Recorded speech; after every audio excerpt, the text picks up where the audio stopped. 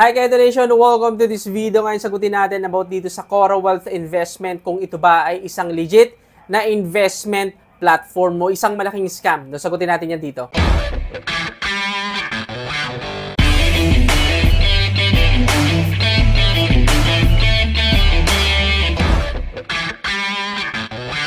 Ano nga ba yung Cora Wealth para sa mga wala pang idea sa investment platform nito? Ang Cora Wealth daw ay international real estate investment platform. No, base sa kanilang website, ang Cora Wealth ay tumutulong daw sa mga tao na magkaroon ng property sa iba't ibang bansa gamit ang mga piling investment opportunity sa loob ng kanilang platform. Ibig sabihin, ang Cora Wealth ay nakafocus sa paghahanap ng mga magandang property na pwedeng mag-invest sa mga tao. Habang kumikita ang may-ari ng property, kumikita din ang mga taong nag-invest dito. Pero ang tanong, paano ka nga ba ikita dito? So, paano ka ba ikita dito, kapatid, sa Cora Wealth? Ang kailangan mo lang gawin ay mag-invest dito sa mga property nito, kapatid. Like, for example, once na mag-invest ka dito ng $1,000 dito sa New Cora City, ay kikita ka po ng 10% fix linggo-linggo sa loob ng 2 years. At dito naman ay pwede kang kumita ng 37%.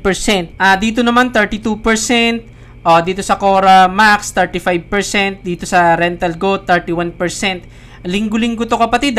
Dito sa Tampa 15% at dito sa Fountain Oak 17%. So yan yung mga pwede mong kitain dito sa loob ng Cora Wealth. Hindi lang yan dahil pwede ka rin kumita sa pag-i-invite ng mga tao. Pwede kang kumita ng 10% sa lahat ng referral mo. Hindi lang yan dahil meron din ditong badge kung saan pwede kang kumita ng bonus ng $500 no, $1,000 kay $5,000. Depende dito sa level mo. So kailangan lang na makapag-deposit ka ng 1,000 at meron kang minimum na invest na $10,000.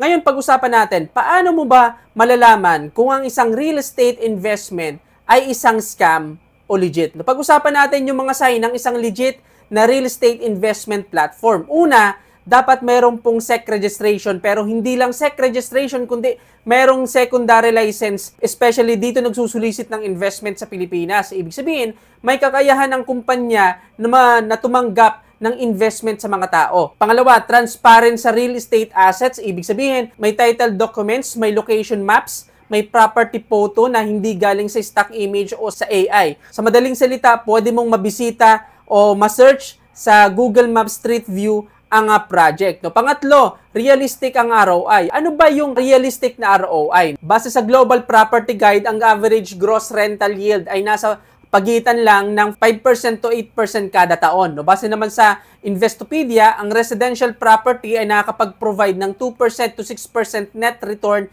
per year o karaniwang 4% to 10% range kung regular itong ginagamit. Ibig sabihin, kung kukumpitin natin lahat ng yan, yung lahat ng average gross rental yield ay aabot lang po ng 6% kada taon. Ito yung legit na percentage ROI. Pang-apat na sign ng isang legit na real estate investment ay kailangan meron pong physical na opisina na pwedeng puntahan, pero hindi lang opisina kundi meron mga totoong taong nagtatrabaho doon sa opisina na yon, hindi lang front. Marami kasi mga nagre-rent lang ng opisina pero wala naman talagang nagtatrabaho doon para masabi lang na merong opisina at makapag-register lang sa SEC. Okay? Panglima, may third party audit report. Bakit kailangan ito? Para mapatunayan na totoo at maayos ang financial ng company. Dapat isa ito sa mga available sa website nila o pwede mong i-request o financial filings. Kasi kung hindi ito may bibigay, kahit hinihingi o red flag yan, kapatid. Okay? Pang-anim, kailangan meron ka pong exit plan o liquidity option. Anong ibig sabihin nito? Ibig sabihin, mayroong malinaw na paraan para maibalik o ma-liquidate ang iyong investment kung gusto mong umalis o kailangan mo na yung pera. Strategy kasi ito o proseso kung paano mo mailalabas yung investment mo. Ibig sabihin, hindi ka forever na nakatali doon sa investment na yon. Okay? So, yan po yung mga sign ng isang legit na real estate investment platform. Ngayon, base dito sa pinag-usapan natin mga sign ng isang legit na real estate investment platform, masasabi ba na legit din ang Cora Wealth? Kung ako yung tatanungin, masasabi ko na ang Cora Wealth ay hindi legit na platform at kasama ito sa mga Ponzi scheme na platform. Paano ko nasabi? Una, sa Cora Wealth, meron pong garantisadong kita. For example, itong New Cora City, kikita ka ng 10% fixed profit kada linggo sa loob ng 2 years. Kung kukumpitin po natin yan, aabot yan ng 46% sa loob ng isang buwan, 14,117% sa loob ng isang taon, at 2.5 million % sa loob ng 2 years. Ito po ay napaka-imposible sa isang real estate investment. Base nga sa Airbnb, okay? Yung pinaka-peak season nila sa mga tourist destination ay umaabot lang ng 15% to 25% per year ang gross income nila. No? Sarili pa nilang property yun. Pero dito, nag-i-invest ka lang, hindi mo pa property, pwede kang kumita ng 14,000% sa loob ng isang taon. So, napaka-imposible po nito sa isang legit at totoong real estate investment at hindi na makatotohanan. Okay? Pangalawang red flag kung bakit natin nasabi na hindi ito legit at isang Ponzi scheme ang Cora Wealth ay dahil meron po itong fixed ROI kahit anong mangyari. Wala pong legit na negosyo o investment ang kaya makapagbigay ng garantisadong tubo kahit na hindi maganda ang project o hindi maganda yung market.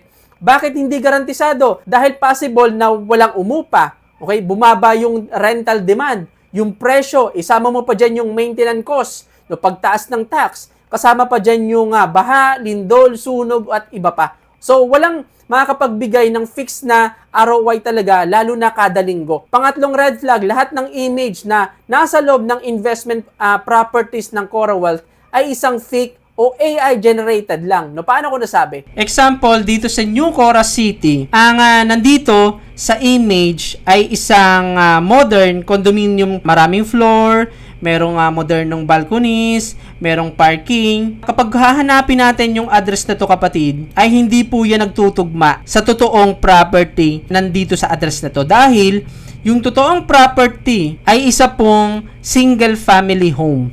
Okay? Ayan yung image. Ibig sabihin, fake yung pinag-i-investan nyo dito.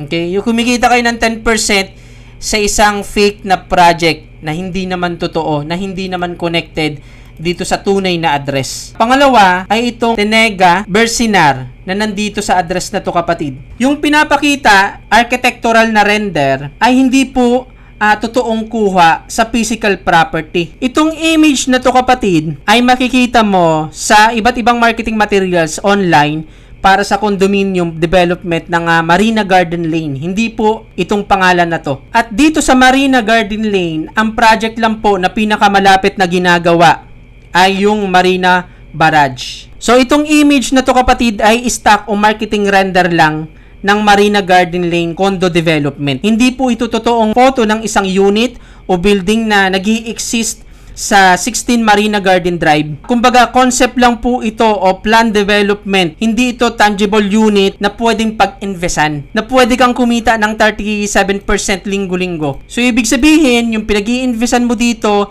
ay isang fake na property na hindi makakapagbigay sa iyo ng 37%. Isa pa, dito sa Bahrain Bay, Manama, ito po ay fake project at walang totoong asset. Itong image na pinapakita dito ay isang stock photo lang po. Hindi totoong proyekto na hindi talaga nakakapag-produce ng 32% ng investment mo. Yung Cora Max, o dito naman, sinasabi nila na ito ay residential condo na base dito sa image kapatid.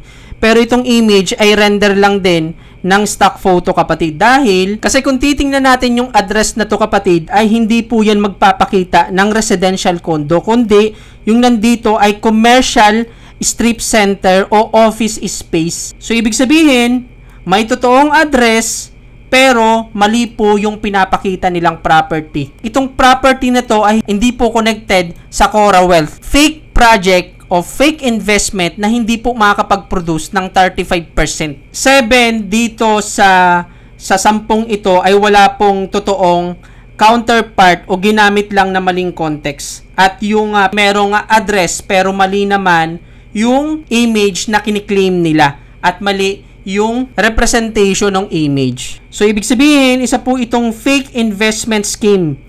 Hindi tunay na global real estate platform. Pang-apat na sign kung bakit natin nasabi na hindi legit ang Cora Wealth ay dahil ito ay isang malinaw na Ponzi scheme. Unang-una, fake lahat ng property na pinag-i-investan mo. Ibig sabihin, wala talagang totoong pinagkakakitaan ng Cora Wealth para masuportahan lahat ng pwede mong kitain dito, kundi sa investment lang ng bagong papasok o bagong investors. Sa madaling salita, hindi ito sustainable dahil ang pinakadulo lang ng ganitong klase ng investment ay magsara ang platform na ito. kasama o dala-dala yung perang pinasok mo o ng lahat ng member. Marami pong red flag na pwede kong isama dito kasi marami talaga akong nakikita. Pero dito pa lang sa fake na property, malinaw na ito ay isang fake na real estate investment platform na isang Ponzi scheme lang. Pangalawang sign kung bakit ko nasabi na ito ay isang Ponzi scheme dahil dito sa CoraWealth ay meron pong tinatawag silang bonus kung saan makukuha mo yung bonus na yun depende sa level mo. At dito, malinaw na para makuha mo yung bonus ay ma-encourage ka na mag-deposit ng mas malaki o mag-invite ng mas maraming tao. Yung ganitong klase ng sistema ng bonus ay para mapigilan ka lang na mag-withdraw ng pera dito sa loob ng platform at maingganyo ka na mag-reinvest at mag-deposit ng mas malaki para pwedeng makuha ng CoraWealth sa'yo lahat ng pera mo once na mag-exit na sila. Ibig sabihin, habang nag-i-invest ka ng malaki o nagre-reinvest ka ng malaki, lalo na kung nag-i-invite ka ng mas maraming tao, okay, na mag-i-invest dito, o tinutulungan mo sila, o tinutulungan mo yung platform na ito para mas makakuha ng mas maraming pera sa pag-exit nila. Ang tawag po dyan ay delay scam kapag naniwala ka na kikita ka ng mas malaki dito sa bonus na ito. Isa pang red flag ay about sa referral. Uulitin ko ulit sa mga nauna kong video, okay, nasabi ko na po ito sa mga nauna kong video. Ang referral ay galing dapat sa kita ng company, hindi sa deposit ng referral o sa income ng referral. Kasi kung ang commission na makukuha mo ay galing sa deposit o profit ng referral mo, ay sign po yan ng Ponzi scheme. No? Katulad, sabihin natin, nag-deposit ako ng 10,000 pesos, no, magkakaroon ka ng 10% commission doon, no, Ponzi scheme po yan. Okay naman, nag-invest ako ng 10,000 pesos, kumita ako ng 1,000 pesos, then may commission ka dun sa 1,000 pesos na yun na 10%. Okay, ang tawag po dyan ay Ponzi scheme din. Isa pang red flag para masabi na ito ay isang Ponzi scheme ay dahil hindi ito transparent. Sinasabi nila na 30 years na daw ang CoraWealth pero wala pong kahit anong proof na magpapatunay ng claim na ito. Ito ang madalas na sinasabi ng mga scammer para mapaniwala ka o mapaniwala ang isang tao na para makuha nila yung pera mo. So, lahat ng scam ng platform sinasabi na matagal na sila sa industriya kahit bago pa lang yung domain name. Okay? Na marami rin akong nakita mga broken links sa website nila na isang sign na wala talagang solid infrastructure ang website na ito o hindi seryoso o panandalian lang talaga yung website. Marami din image na gawa lang sa AI o kinuha sa ibang tao katulad ng testimonials at kasama sa team. Okay? Lahat yan ay gawa-gawa lang. So, ang review ko dito sa CoraWealth ay isa pong malinaw na Ponzi scheme ang platform nito na pwede makapag-scam ng madaming tao sa mga susunod na araw. Ang platform nito ay kailangan nyo pong iwasan at pwede itong makapanloko sa mga susunod na araw at pwedeng mawala ang pera mo. Ngayon, ikaw naman yung tatanungin ko, ano yung masasabi mo sa platform nito? Naniniwala ka ba na ito ay isang legit? Kumita ka na ba ng pera dito? So, magkano na ba yung kinita mo dito sa platform nito?